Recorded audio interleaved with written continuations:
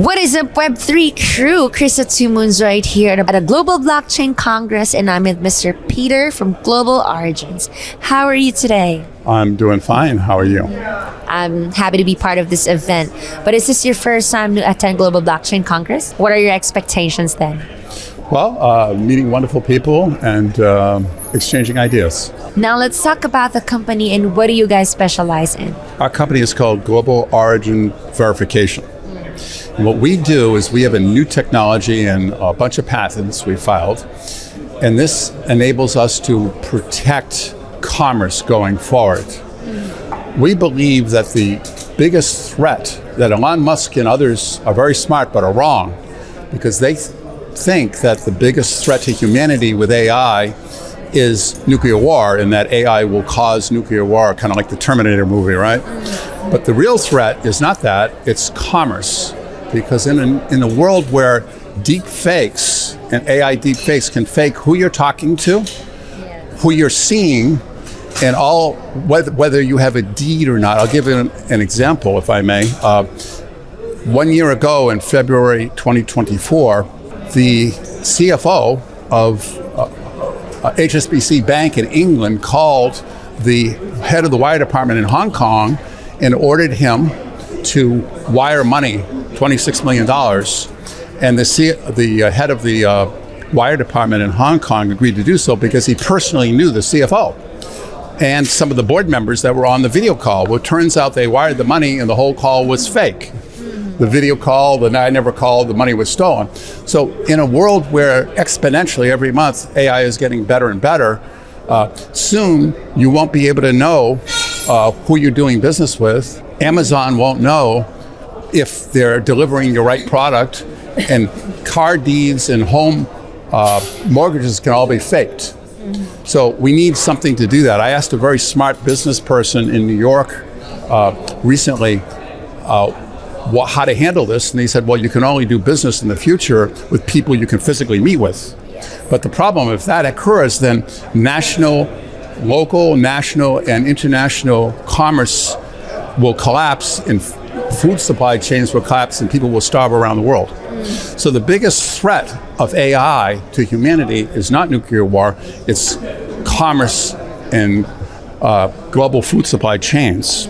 So what we've done is created a new technology that handles this. So if you're on the phone in real time, you can verify who you're talking to and who you're seeing. You can verify contracts as they're being written and as time goes on. We've kind of created a concept called micro blockchain, where we trace the origin of the contract or the origin of the communications, and we create records for that. Interesting. So what makes your company stand out from all the competitors? You know that we have a lot of competitors around. Well, first of all, I think as a thought leader, we are leading the pack. And additionally speaking, we have quite a few patents that we filed that basically contain novel technology. Right. And what do you think is the future impact of Global Origins in the ecosystem? I think that governments will need our technology. I think large companies will need our technology. I think individuals will need our technology. Because again, bad actors who now have the power of AI can extend that power and do bad actions against innocent people that they could never do before. Is it already available globally? No, we have not launched yet. We're still stealth. Okay.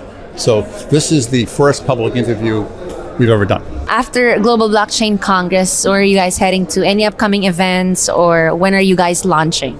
We'll be launching in about 2 months.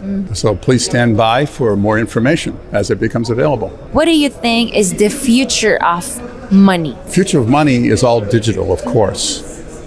Money is an idea backed by confidence.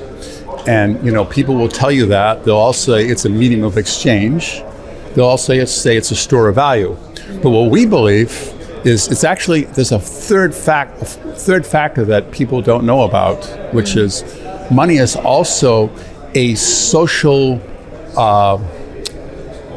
category wherein people conjugate sociologically in different social cohorts depending on their access to capital. So I think the future of money is really the access to capital, and that's something else that we've done a lot of research on. We have a new kind of capitalism which is better than today's capitalism. We call it empowerment capitalism, because right now the current system of capitalism is that very few people have access to capital, and the rest of the society has to work like dogs overtime in order to pay the interest to the people that are creating the debt. And of course, this is the definition that put the communists in power over 100 years ago, and this has been very bad for capitalism, kind of elitist capitalism. So we have a new definition of capitalism, which is really simple, and the last three words are the most important in a very simple definition, which is empowerment capitalism definition: a system of exchange whereby the vast majority of people, say 95%, have access to capital. Wow, the word capitalism, access to capital. How cool is that? And so the idea would be that now young people can have access to capital too, and most people can have access to capital. We can't guarantee that they'll do smart things with their money. They may lose their money, but at least they have a chance. So the system needs to be changed so the vast majority of people have a chance. Now, if this occurs, it's going to grow the whole economy by 5 or 10x. Because what is the definition of economy? It's a system wherein it's the measure of the exchange of goods and services. So if a lot more people have access to capital, there'll be a lot more exchange of goods and services. Thank you so much. There you have it. I hope you get a lot of insights from Mr. Peter of Global Origins. Once again, this is Chris at Two Moons. More to come only here at FOMO, the future of money.